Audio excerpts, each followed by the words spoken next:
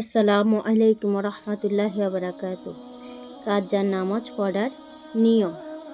কোনো কারণে নামাজ ছুটে গেলে অন্য সময় তা আদায় করাকে কাজা নামাজ বলে। 1 ওয়াক্ত হতে 5 ওয়াক্ত পর্যন্ত নামাজ ছুটে গেলে তা উপস্থিত নামাজের পূর্বে আদায় করা হয়। যদি কাজা নামাজ আদায় করতে গিয়ে উপস্থিত নামাজ কাজা হওয়ার আশঙ্কা থাকে, তাহলে উপস্থিত ওয়াক্তের নামাজ প্রথমে আদায় করে নিবে, পরে কাজা আদায় করবে।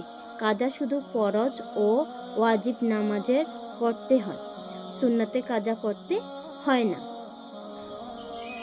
ফজরের নামাজ কাজা হয়ে গেলে ওই দিনের দ্বিপ্রহরের পূর্বে পর্যন্ত পড়া যায় এবং সুন্নত সহ পড়তে হবে। তারপরে পড়লে শুধু ফরজ 2 রাকাত পড়বে। জানাজা, ঈদ ও জুমার নামাজে কাজা হয় না।